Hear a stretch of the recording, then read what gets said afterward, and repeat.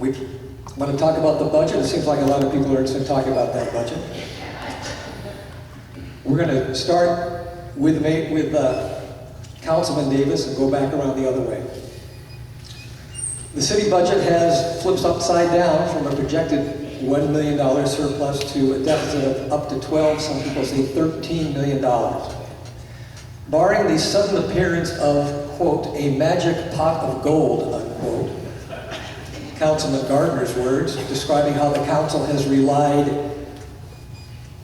on raising money in the past, which budget and service cuts are at the top of your list and why? Councilman Davis, this is a 90-second question. Well, there isn't one specific that's going to be actually cut. It's going to be across the board to a tune of each department at 1.4%. With additional managed savings, for example, our police department has managed savings of $1.4 million, and so does likely very closely our fire department. Those are the two departments that have trouble actually reaching that. Unless we're willing to cut services through police and fire, we're going to have to figure out a way that we can get around and do so. We are not going to fill positions that are currently open. We have 16 police officers that are going to retire before now and the end of the year. The chief is already using that to get where he's going to be in the police department just without the managed savings. Folks, it's going to be tough. This is not a surprise to anyone. This is a revelation. It has actually happened because of the fact myself and my colleague, Councilman Subaru, was blocked by Rusty Bailey, Steve Adams, the former city manager, city attorney, by holding these people accountable a couple of years ago. If we would have been successful in doing so without having to change the discussion through these investigations and all the garbage that happened, we would not be in the depth that we are now. We figured between myself and Subaru it was going to be about $6 million.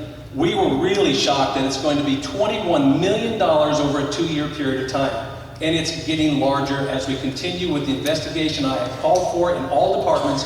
We are finding out there is a lot more going on with those guys cooking the books. I believe it's criminal, and the council needs to take action to investigate it as such. It's not going to solve our budget, I understand that. But folks, be prepared for serious cuts that are going to have to happen. There's no way around it. We have to do it. It's fiscally responsible. We will pull through, we will get through, and it'll take us about 3-4 years. To clarify, Councilman Davis, what specific cuts in budget and services are on the top of your list? There's going to be some cuts somewhere. What do you see that has to go? Where's the fat here? You have 30 seconds. Here's the issue. You can't say one or the other. We are not finished with our analysis. I cannot honestly tell you as a member of the council that we're going to cut one or the other. We have to weigh and we have to balance. We have to look at public safety. We have to look at also services and quality of life for the residents. It's going to be tough. It's going to be a decision that we're going to have to make over the next 30 days, and it will happen. We will include through my community meetings, and hopefully you will attend, those who will give us their ideas and thoughts, but it is going to be a cut. We cannot tell you, and nobody up here can tell you exactly what that's going to be until we finish our audits of what's going on. All right, Mayor Bailey, same question to you, plus an additional 30 seconds since you were named by Councilman Davis. Sure. So 2 minutes. I believe in leadership by example, so I would cut from my budget, and I already have asked to, or offered them to give, I think it's over $20,000. My budget is one of the smallest, if not the smallest departments in the city, but I do believe in leadership by example. So I will be cutting from my office. We have a long history in Riverside of being fiscally conservative and responsible, and it served us well. We've hired a management team now that is going to make some difficult decisions for us and bringing this forward in a 2-year budget. It's a total transition from the annual budget we've had in the past. Along with that, it's a 5-year plan. And so that transition, that paradigm shift is definitely causing a lot of commotion at City Hall right now. And we're going to do everything possible not to cut core services, especially public safety. With an uptick in crime right now, we can't cut public safety. That's officers on the beat out in the streets. We have increase in property crime and other crimes across the city. But we have had 6 meetings already on the budget. So we have had a transparent budget process. We're asking more participatory budgeting through the next several months. We have a meeting tomorrow that I encourage you to come down and participate in to talk about this new process that the city management, the city team has brought to the table. All right. Thank you, Mayor. Ms. Moreno, the top budget cuts and service cuts on your list. These people are lying to you. They have not been fiscally responsible. We have been going to city council for 6 years, telling them they were spending way too much money. They were having $6,000 parties at Papadakis.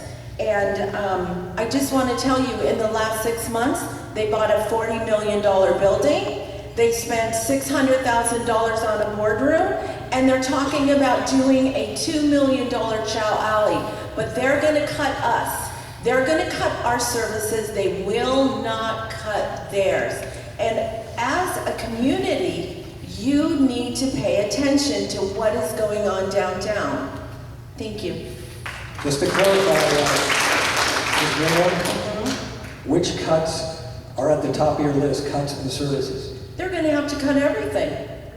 Okay. They're going to have to cut across the board. They're already talking about cutting police, which it's just unbelievable to me. But these people are not fiscally responsible. They have been on a wild spending spree. Ms. Melendez. Thank you. I believe that we're going to have an overall across-the-board cut, the percentage not known at this time. We have to also base our future budget on realistic projected revenues. We went on a campaign per our governor to save water, so our water revenues are down, to go from electricity to solar, so our electricity revenues are down. And we had an unrealistic anticipation of what the new contract would be for some city employees. So we have to look at that a little more closely. In addition to that, we need to get out into the community and let everyone know what's going on. Let's give the community members a chance to have their voice. Let's think outside of the box. Let's get some people out there who have great ideas and give great input and be a part of the process. Thank you very much. And now, Ms. Martinez. First of all, we need to figure out where each dollar is going. We need to analyze Riverside's budget a little closely. If there is anything incorrectly being done, it will be corrected. If there's buildings, parties being done on our pocket, that will need to stop. The first thing I would do, just like Rusty Bailey did say, is I would cut from the mayor's budget. Definitely lead by example, that's important. But after that, we do need to analyze our pocket. Figure out where each dollar is going. Thank you.